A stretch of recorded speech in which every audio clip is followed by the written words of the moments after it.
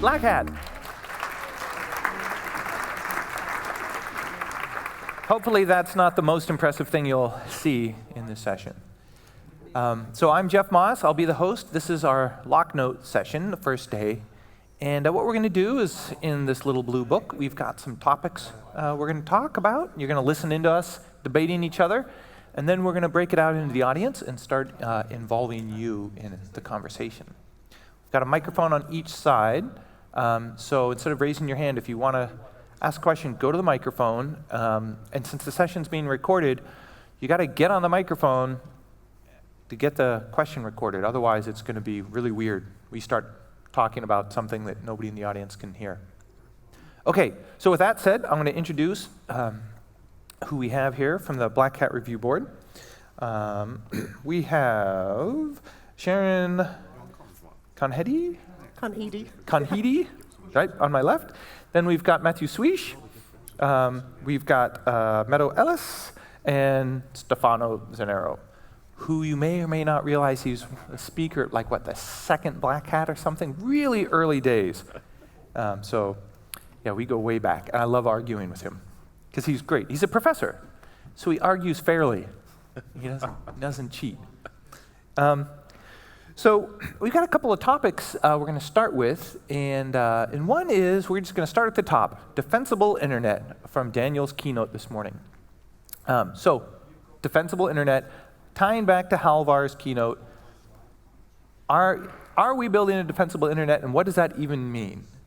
Anybody want to go at it? We talked a little bit, Matt and I, at breakfast this morning, not realizing that it was going to come up here, and it was all this excitement around memory safety, right? Like, you can't get away from that buzzword. It's a thing now. And so what does it mean, and does that magically mean you have a defensible internet? I don't think so. Yeah, so I guess it's mostly about reducing the attack surface, because memory safe bugs represent around like 70% of bugs. Of exploited bugs as yeah, exactly. CVE, yeah. So, and like we have seen over the past years, security is always like incremental, where we get multiple mitigations, and after we have like defense in depth. Yeah. But memory safety, like you said, it's probably one of the most significant one in terms of in terms of like long-term impact, because we're arriving to a new generation of programming language, which we start to see being adopted more and more. For instance, with Android, like we were talking about this morning. But so then somebody pointed out Log4j was a memory-safe language, right? So even with them, you're gonna, it's not the silver bullet, it just helps reduce the total. Yeah. I guess also because like when we talk about memory safety, memory safe language, we mostly think about Rust. Yeah. And since it's one of the main potential candidate to replace C, C++, I guess that's why we hear more about it compared to other like memory safe language, right? And then does the compiler save the day? Do we move to memory tagging? Does there's not enough programmers that know Rust to save the internet. Right, so is there some force multiplier? Do we go to ChatGPT and say, rewrite this all in memory-safe languages? Or is it really, we're just stuck in this incremental age forever? Are there any game changers coming up for a defensible internet? I think what I took away from the keynote from this morning, from Dan's keynote, was that we are actually trying, and that's important, because when Dan started talking, I was worried that I'm going to hear another keynote or talk about how everything is bad, right? Because we like to say this. We like to say that everything is doom and gloom, and we are not doing... We're very good at admiring the problem. Yes. However, towards the end of the talk, I realized that the point was that we are actually trying, and this is important, right? And we are slowly moving into, yes, it has been 5 years or 5 years since Halvar's talk, and I wouldn't say this time was wasted, because we are getting better at building this defendable internet. So I think that's important, that we have been shown that there are measures being put in place right now to make it actually safer. We are moving slowly. Maybe we are actually moving slowly away from just attacking everything and trying to defend it more. I think that one of the takeaways for me was about the part not related to technology that much, but related to how do we make this happen. And I mean, it's been a very long-standing argument. How do we somehow push the industry in the right direction? And I think that as painful as it is for hackers who generally do not really trust that much government, maybe being a government employee of Italy, I should not talk about that. But the realization that actually there is a need for some maybe light touch, but policies in the direction of aligning incentives for companies to actually produce. So this is the regulation, right? It is time for regulation. And nobody wants regulation. And we talked about this decades ago, and it was like, no, we'll inform the consumer. We'll have all this extra stuff on software boxes back when software came in boxes, and consumers would read it and they'd say, this is a better product than that one. I'll buy the safer product, right? I'll buy the Volvo with the airbags instead of the crappy car. And then consumers couldn't make up their mind. They couldn't make an informed decision. Oh, that's okay. The insurance companies will do it for them. And the insurance companies will mandate that, you have to run Lotus Notes at the latest patch or whatever it was. And then the companies will buy the better product, and then that is how the consumers will learn, that's the better product, that's what the company. Then that didn't work with the insurance company. So now we're down to regulation. I don't think you open up the toolbox and the informed consumer's gone and insurance company's gone. I don't know of any other tool in the box besides regulation. I'd love to hear it if anybody's got one, but I don't think there is. No. So then it's a question of how big is that tool to clunk you over the head, or is it a fine, Exactly. But so the European Commission has been trying, for instance, with the lightweight, for once, with the lightweight approach of saying, okay, so industry, here's the tools for voluntary certification, build your own schemes that then you will adhere to. Just tell consumers, tell the market, what are the standards that you will keep to your products and how they will be certified. So there's a starting point at least. Yeah, it's not really working that much. So I think that something slightly less light touchy will be needed at some point. An extra finger or two involved. A couple of fingers. That seems to be the world we're moving into. So then the question is, who does the regulating, right? Who does the standards? And I think that's maybe why venues like this, we're trying to get the subject matter experts involved more in policy a little bit. So at least they can make more. Like if I have to read one more time about the UK wanting to put backdoors into everything and ban VPNs, it's like, what decade are we in? Like, haven't we learned this before? And it's just Groundhog Day, and it's very frustrating. Okay. So that got us defensible internet. I would say if you brought this subject up 10 years ago, I would say RPKI, BGP-SEC, DNS-SEC, right? Big infrastructural things. Now, there's no more of that on the horizon. It's still the same things. There's not like the next thing on the horizon. Is that because we've migrated everything into the cloud and things are being controlled internally? And so, for example, when Ukraine, say, moves some of its infrastructure into Azure, it's now Russia versus Microsoft, right? It's not, it sort of takes it out of the internet as a whole. Or do you think there's something else going on? I don't hear too many grand schemes for increasing the overall, raising all the boats in the internet. Can you think of any? I guess there's two things.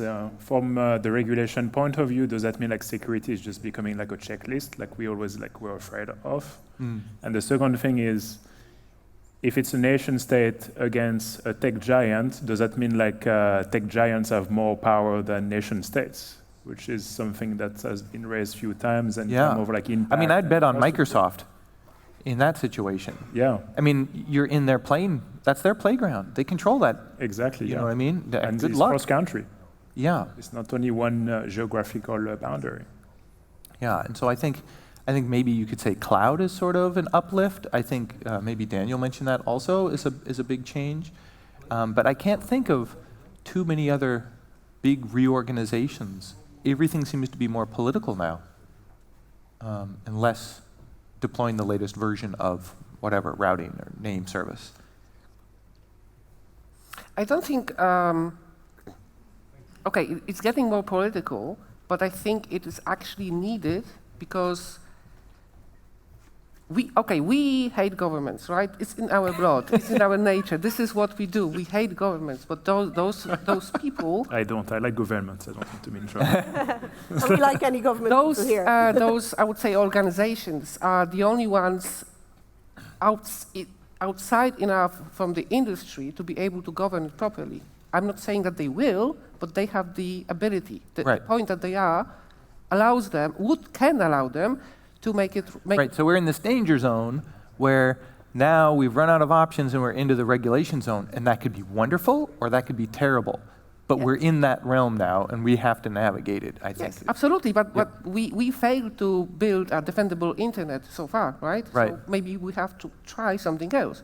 The things that you talked about a moment ago, 10 years ago, we seem to have many solutions to security problems, right? And now we are finding they don't actually work because we are still not there, and something has to change. Maybe the regulation is the answer. Maybe. Right. Tried all the other options. Nothing's really worked. Yes. Right. Security industry has been going quite a while now, and nothing's worked. So maybe time for this. Yeah. Isn't that a little scary? It's like we must try something, and this is something. Therefore, we will. I would try it. disagree on that. I would say like it does work. It's just we don't have 100% coverage. It's like whenever you do like application security, I guess the same thing with internet. You cannot have one magic solution for everything. It's just going to be a bunch of different solutions, and they're going to work with a different rate of success. And I think it's a bit harsh to say like, okay, nothing worked until now. Otherwise it would mean like whatever we did. No, it always worked well enough. Was yeah, useless, it worked well enough, and I think that maybe that's one point is that like the losses never were so bad that we decided to throw up our hands and quit. Yeah. It's just we just wish it worked better. Yeah. No, absolutely. No, I'm not. Okay, I'm not saying that everything is bad right now, and I'm very much not. It could be better. There is room for improvement. However, we are at the point that many people are actually looking into the regulation side and thinking that like, maybe, how about we try this? Because we tried other things. They work, but not good enough, not well enough. Mm-hmm. And we are getting to the point when government, really? Us? I know. Maybe we can. The one thing, though, I do feel better about is the collapse of Bitcoin. From an environmental standpoint, I'm like, wow. Because you were trying to buy a video card or... Yeah, right. No, but I kind of feel like, oh, good, I'm glad it's not more GPUs for the rest of time. I'm glad we steered away from that cliff. Yeah, that was super frustrating. Sorry, that was just me saying there's a bit of sunshine out there. Speaking of GPUs, though, like we can't get around it. We started talking about this and we realized we have to bring up ChatGPT. We can't, right? We have to talk about it. So I made this joke the other day. It's like, I know call for paper and review boards, we're going to get hammered with ChatGPT generated submissions. So we have to ask ChatGPT to detect ChatGPT submissions. And it will detect it for you. But you know that it's going to get better. And so that's led to a whole slew of, there's unexplored aspects. One of them is a very much of an ethical aspect on deploying, human impersonating technology on an unsuspecting population. Is that ethical? Should we be doing that? Do you want to hear no? Or I'm just curious. Like, before, if somebody sent me like an ELIZA prompt or ran a bot on IRC, in like 5 questions or 4 questions, I knew, they were messing with me. Now, maybe not so much. Now it can elicit a little bit of information over a long period of time and generate this whole profile around how I feel about different things, or whatever.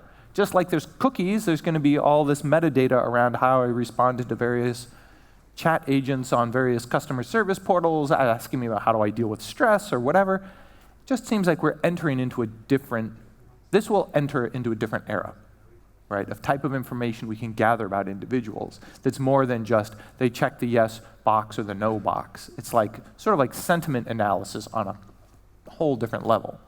Yeah, and then so going back to one of the points of the keynote that I really liked, we will ask Dave in accounting, instead of not clicking on the link, or my personal favorite is when we ask the people in accounting, when you receive an email with an invoice attached to it, do not open it. What do we do with my jaw, right? Yeah.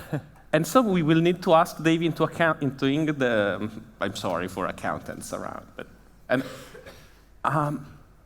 please, when you are talking online with a chat customer, before handing out any company information, ask a couple of symbolic reasoning questions that are very hard for machines to solve.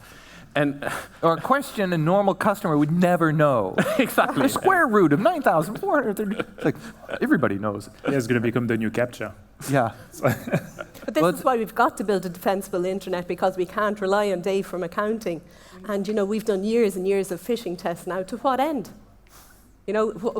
Are people any better now at discovering them than they were? No, that's been the biggest waste of energy, I believe. It's demoralizing. More than Bitcoin?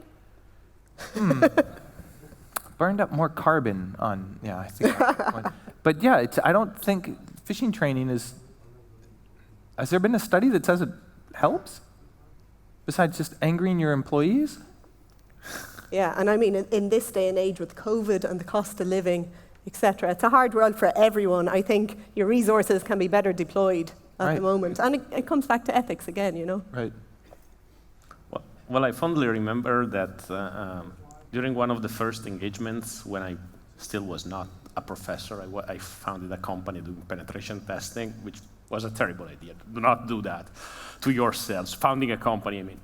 But I remember one of the first customers signing off on a very, very large penetration testing agreement, so large budget, and striking off one specific item on it.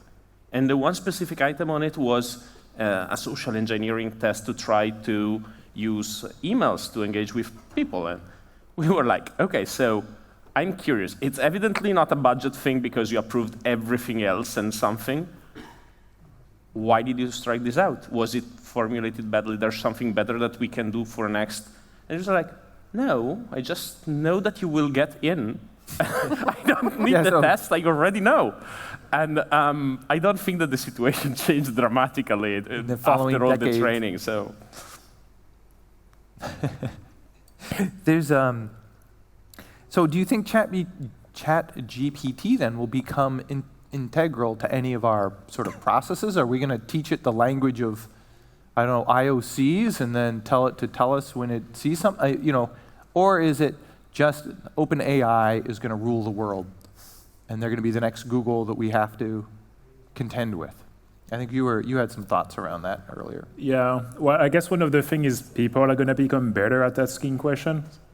So now, instead of having people just saying, oh, it does not work or whatever, they're going to have to elaborate on their thoughts. And instead of having data scientists, who just sending SQL queries on a database, they're going to ask proper questions against a new type of database. So I think we're going to see an evolution on that. The prompting engineer. Exactly. Yeah. I think at Scale AI, they hired someone and they called him a prompt engineer. Yeah, but I think that's going to be one of the main changes where people, they're going to have to self-assess better whenever they ask questions or they want to do something. Or for instance, back in the days when we would be on IRC and someone would ask a question, it'd be like, oh, RTFM, I think we're going to have a new version of that. Well, isn't it? I mean, people would, and it wasn't. It was ask Alexa or whatever, right? Or this is just the next generation, or is it fundamentally different? I mean, we have to remember that ChatGPT is just a demo of the technology, right? It's not about text. It's about how it learns.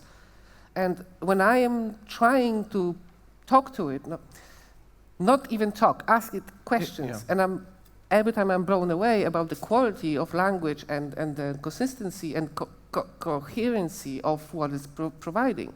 And this tells me that we probably will not, because this, as I said, this is just a demo, right? But the engine itself is pretty amazing, And I am actually looking forward for the engine itself, helping us in security, especially like SOC operations, right? I still haven't seen a good solution, and this is not, I'm not asking any vendor to talk to me about this. Please don't. That would help eliminate alert fatigue, for example, right? But in a way that I could trust it. This is where I want AI to help us in security, for example, and seeing how ChatGPT, how I can ask it questions and it answers in a good, proper way. This may actually be something that we can use. Maybe eventually we'll be able to use it. No, you just completely triggered a memory. Years ago, Eugene Kasparov gave a talk on chess masters working against computers and chess masters working with computers. And his takeaway from it was that the highest performing were teams of a human working with a computer against another human working with a computer. Like, if it's computer versus computer, it was very predictable. If it's human versus... But the best result was always a human and computer working together, each complementing each other's weaknesses and bolstering each other's strengths. And that's kind of sounds like what you're describing here, is that we'll learn how to use these tools. Yes. Already Zardoz, who used to run the DEF CON Capture the Flag contest, he says he's already coding with a window open on ChatGPT, just one more input to help him refine his thought process around code. And so maybe that's sort of like... Yeah. But the way you've spoken about it, you've flipped the security mindset. You're not thinking about how can it be used for bad purposes, but how can we use it in a positive way? How can it help us rather than what's wrong with it, or how can we destroy the world with it? So I think that's a fundamental change to our mindset as well. Yes, I mean, as I said, looking at, again, coming back to how it's responding, and I tried it with different things, not only security. Like, I asked it to write a song with a specific theme, specific topic. It was perfect. Okay, it wasn't as perfect as songwriter would do it, but it would be a great starting point, right? Yes, yes. I'm thinking I could use it to help me with my work in so many things, so many places where I actually have to repeat something. I cannot automate it with a script because it has to think in a way, so it has to involve me. But I'm thinking maybe finally we have this thing, right? And it's actually going to help us. Like, even, for example, things like detecting malicious activity on your network, right? Instead of static analysis, which you can do, and we are all doing this, actually there will be a GPT-3 something looking at your network, wireless or copper, doesn't matter, and not looking packet by packet, but looking actually at patterns, right? And learning from it. And I want to see this, and seeing ChatGPT, how it works, I'm thinking, maybe finally we are getting there.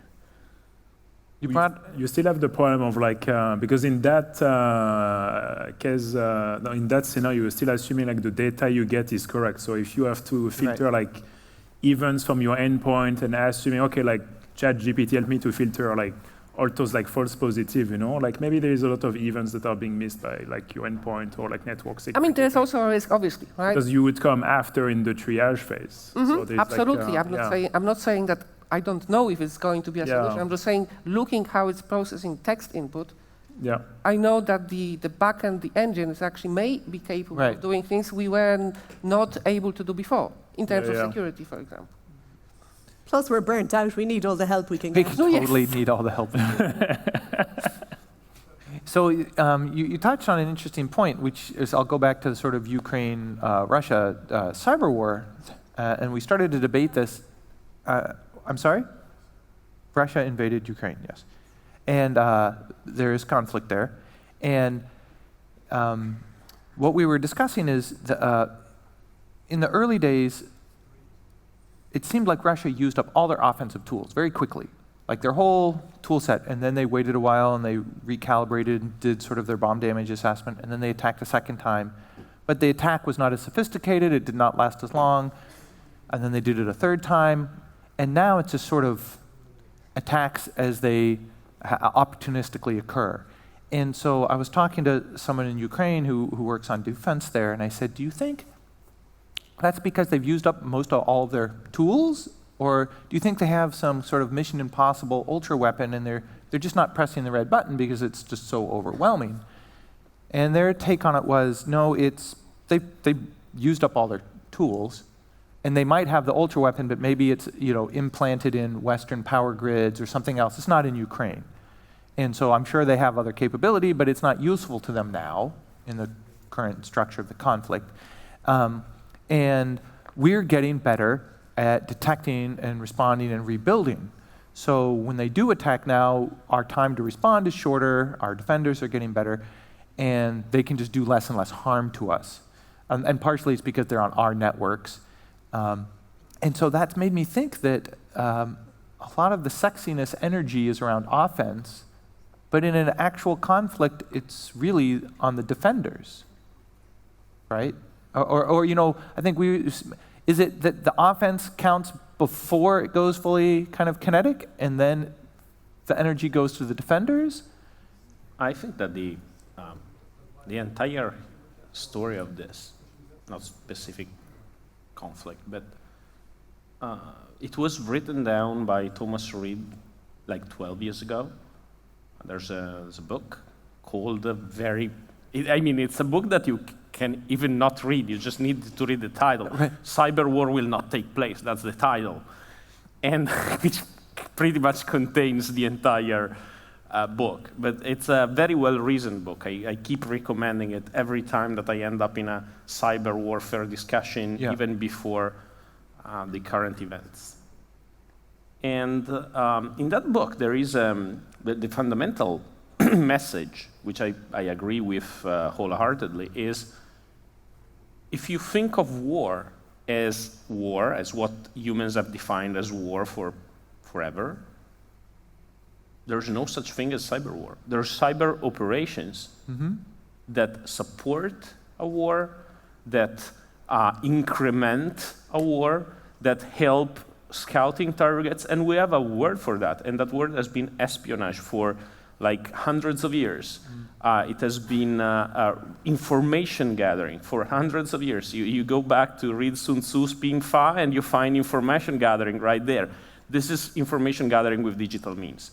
So as you were saying, all of the offensive penetration capabilities, they are espionage, sabotage, and those are the phases that happen before the shooting starts. Because once the shooting starts, there's a lot of mess, there's a lot of things. And at that point, what really matters is how well you can keep up the lines of communication, how well you can protect communications. But those only partially transit through the internet. But that we have seen, right? The role Starlink. of Starlink or other technologies in giving access to battlefield information and so on. So I think that... Well, and I was wondering too, do you think we're getting better at taking away the weapons, taking away the 0 days? So, or do you think it's they can generate new exploits faster than we can take them away? Because it seems like if you were Ukraine and you were being attacked, you just pipe everything to virus total. Right? You just try to take away their tools as fast as you can, so it's of limited value. And that seems to be a lesson that defenders have been working on for a long time. I don't know how far along we've gotten, but it seems like we've got to raise the costs. And this is the venue where we can see like where the rubber meets the road. Is it actually, just like every military is sending weapons to Ukraine to see how they perform, I'm sure probably every network vendor in the world is trying to get stuff. Microsoft, cloud, everybody wants to get in on that, and I think they're learning a lot of lessons. I'm curious to see when we'll learn from that. Like the studies over the next, like where the ACM journals from the next couple of years of lessons learned. I think they're going to be counterintuitive in some areas, like it didn't go the way we thought it was going to go. Okay. We've got 10 minutes and 27 seconds left. I'd like to open it up to the audience a little bit. So if we have any questions, please go to one of the 2 microphones. We'll turn up the lights a little bit. Otherwise, we'll just keep talking.